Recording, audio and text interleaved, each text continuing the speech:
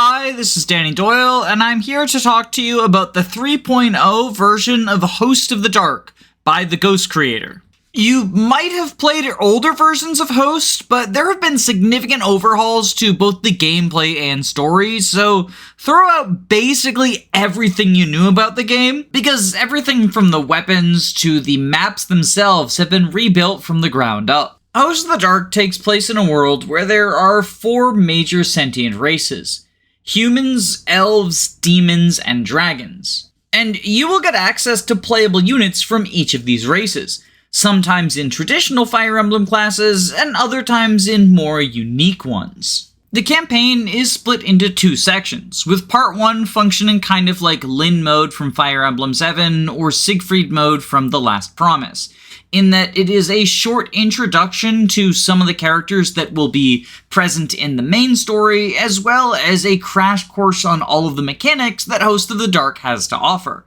And Host has quite a lot of changes from vanilla Fire Emblem.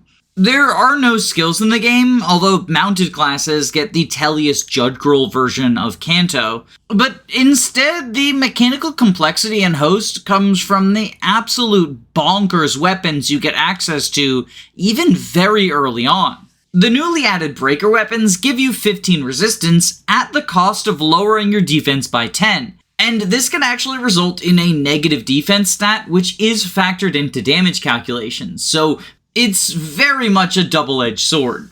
But speaking of swords, some of the more interesting weapon types are limited to sword users. The sweep sword gives the wind sweep effect, meaning that the foe will not counterattack, but the downside is that you can't counterattack with it equipped. Swordsmen also get access to a 1-2 range killer sword, which is just as overpowered as it sounds. Oh, and it boosts your speed by 3 when equipped, because, it needed a little bit more sauce. Actually, a lot of weapons will boost or lower stats when equipped, such as slim weapons giving you +2 speed when equipped, the Wu Dao boosting your defense, resistance, speed, and luck, and even some custom spells bolstering other stats when they're equipped. Speaking of magic, though, it's also had a pretty significant overhaul, with Dark getting access to some 2-3 range spells, Light getting a magical rapier, and Anima getting a bunch of funky tools, such as an armor effective spell that bolsters your defense, a infinite hit spell that bolsters your speed, its own version of the breaker weapons that gives +10 defense and -10 res, sort of the inverse of the physical ones, and of course the classic Siege Tome bolting for some 310 range action. Although mages aren't the only ones who get long-range weapons, because very early in the campaign, you get access to a ballista that you can give to your archers. And heck, you can even purchase ballista in just regular old shops. It's not even a secret shop, just an armory. Ballistas aren't effective against flyers like other bows are, but they still are very useful for doing chip damage across long distance, especially since you have some high-strength bow users of your own.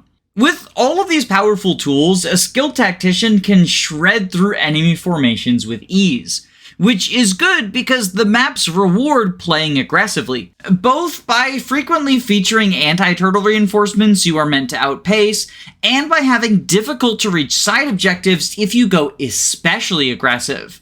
There's a note at the beginning to inform you not to worry if you miss side objectives because they are meant to be difficult, but for those of us who crave the extra challenge, it's very rewarding to push your skills to their limits in order to grab the rewards before they vanish. Of course, weapons aren't the only things that have seen an overhaul. Support units are also buffed as compared to vanilla. The normal healing staves now have 1-2 range, similar to Festals from the Fates games, and the player gets early access to both Warp and Return, which is a merged version of Rescue and Entrap, capable of yoinking any unit towards you, whether they are friend or foe. Host's Dancer also has Kanto and A-rank staves at base, which is cool because I always felt like this class needed a buff. Dancers just aren't strong enough. It's a thing most Fire Emblem players can agree on. But on the topic of your Dancer, I want to talk about the units you get access to, because weapons are only as good as the people who wield them. And Host gives you access to a slew of powerful warriors, from your Jagan Wyvern to the pre-promoted Mage and Necromancer, who has the summon command, by the way. You won't be short on heavy hitters anytime soon. But growth units are equally interesting, especially because of how they interact with Host's new promotion and reclassing system. You see, every unpromoted class can use a Master Seal to access one of two branch promotions, similar to Sacred Stones, Awakening, and Fates. But you can also use an alternate seal to reclass diagonally, not only promoting, but going into a different class line altogether. For example, a mage can use an alternate seal to promote into Swordmaster instead of going Mage Knight or Sage. You retain weapon access regardless of what class you go into, however, you do lose weapon ranks in any weapons you wouldn't normally have. For example, a mage going Swordmaster would still be able to use Anima, but they would have a lower rank than what they had before eating the alternate seal. Thieves are also able to keep their stealing capabilities, so if you want to do funky reclassing with them, you don't have to worry about being locked out of treasures. And of course, PRFs such as the Main Lord's 1-2 range Beast Slayer, or the Axe Calf's Reaver that does effective damage to bows, are also maintained regardless of what class you seal into. I think this reclassing system is really cool because it gives a lot of flexibility for weird builds into everyone in the cast, while also maintaining strict identities for them, since everyone can still ultimately only access 3 different class lines and only one of them is weird, but you get a level of choice in terms of who goes the weird direction and who goes normal ones.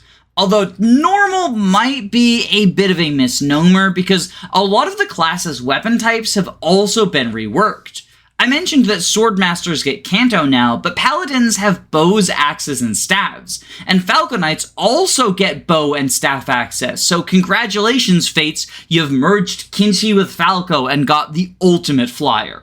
On the topic of classes, it's worth noting that hybrid classes work really well because you have a singular power stat, such as in Gaiden and SOV. So for units that can use both swords and tomes, working off of a singular stat means that you don't have to worry about being a physical unit that reclassed to mage and is suddenly useless.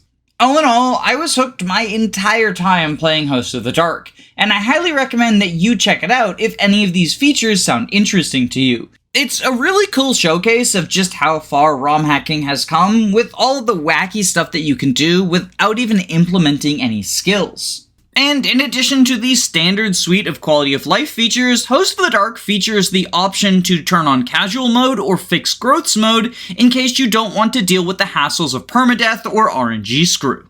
Thanks for watching, and enjoy the rest of FEE3.